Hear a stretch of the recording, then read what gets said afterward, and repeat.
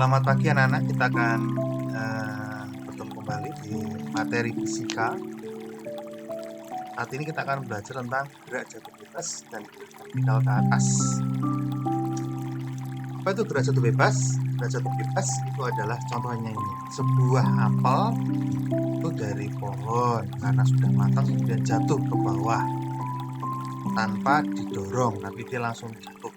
Namanya gerak jatuh bebas tanpa dorongan dari atas. Beda ketika kita melempar batu dari atas ke bawah, itu beda, bukan jatuh bebas tapi bergerak vertikal ke bawah. Kemudian yang kedua adalah gerak vertikal ke atas. Gerak vertikal ke atas adalah ketika ada sebuah benda, contohnya adalah gambar ini, seorang anak melempar bola ke atas. Nah, ini ketika melempar bola ke atas itu disebut dengan gerak vertikal ke atas. Nah, ini termasuk gerak GLBB. Ini gerak jatuh bebas dan gerak vertikal ke atas itu salah satu contoh dari GLBB. Kenapa disebut dengan GLBB? Karena ketika benda gerak jatuh bebas, yang sebelah sini ya, yang pohon ini, apel mula-mula diam, kemudian bergerak semakin cepat sampai ke gambar. Sama dengan bola ini. Bola ketika dilempar ke atas, mula-mula diberi kecepatan yang sangat cepat karena dilempar. Semakin dia ke atas, dia kecepatannya semakin berkurang sampai satu titik tertentu dia berhenti, baru dia kembali lagi. Nah, itulah kenapa gerak jatuh bebas dan gerak vertikal ke atas disebut dengan GLBB, gerak lurus berubah beraturan. Nah, gerak jatuh bebas, mari kita lihat ciri-cirinya. Oke, gerak jatuh bebas itu termasuk GLBB dipercepat. Kecepatan awal itu adalah 0. Nah, di sini kecepatan awalnya 0. Kemudian semakin dia ke bawah, kecepatan semakin cepat sampai sesaat sebelum mencapai ke tanah itu kecepatannya maksimum. Nah, karena dia termasuk GLBB, berarti rumus-rumusnya akan sama dengan GLBB, cuman istilahnya dirubah. Kalau kemarin jarak itu simbolnya S, sekarang ketinggian, kita melihatnya kan ketinggian, jatuh dari ketinggian, kita simbolkan dengan H. Fungsinya sama, jarak sama ketinggian. Kemudian percepatan kemarin A. Nah, kita sekarang yang kita gunakan di sana adalah percepatan gravitasi, karena yang aku gaya di sana adalah gaya gravitasi, sehingga percepatan yang dialami dia adalah percepatan. Semoga masih ingat kemarin rumusnya. S sama dengan V0T per setengah AT kuadrat, kan? Bisa digantikan H, karena V0-nya di sana adalah 0, maka muncullah nilai H itu adalah setengah GT kuadrat. Dan VT sama dengan V0 plus AT, karena V0-nya 0, muncullah V.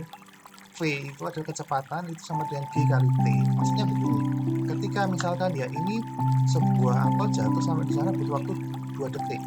Detik pertama, berapa kecepatannya? Tinggal masukkan saja. Nilai G adalah 10 meter per sekon kuadrat. Kalau sudah diketahui biasanya. Ya.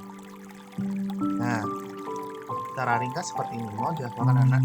H sama dengan setengah GT kuadrat, V sama dengan GT, V sama dengan akar dari 2.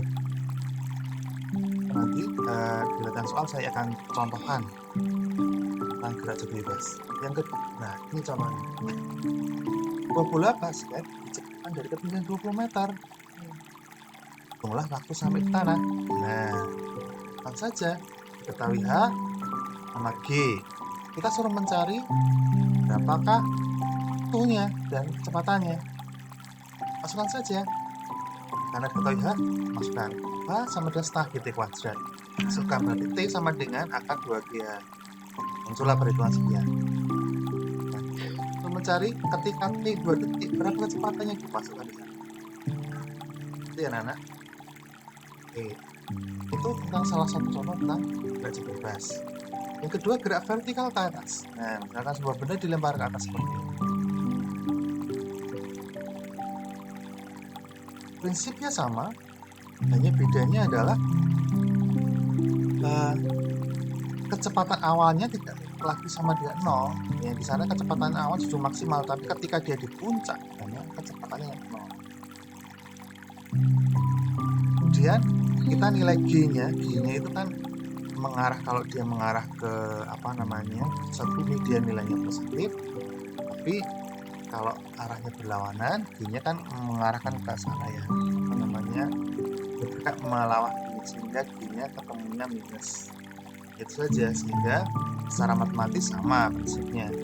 Yang bedanya S sama dengan V0T per setengah AB kuadrat. Masukkan. Berarti karena G-nya minus, munculnya V0T minus setengah GT kuadrat.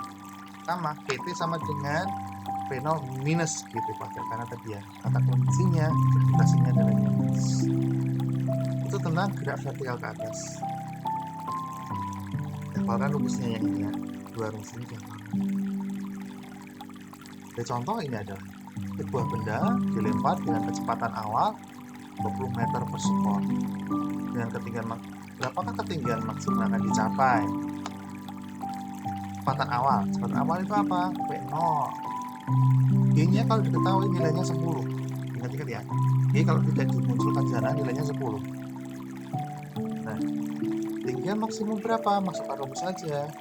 Anda bisa gunakan VT kuadrat sama dengan 0,2GH atau juga rumus yang sebelumnya Anda gunakan yang H sama dengan V0T per min GT kuadrat baru dimasukkan ke yang VT nya. Tentunya kan sama. Itulah 20.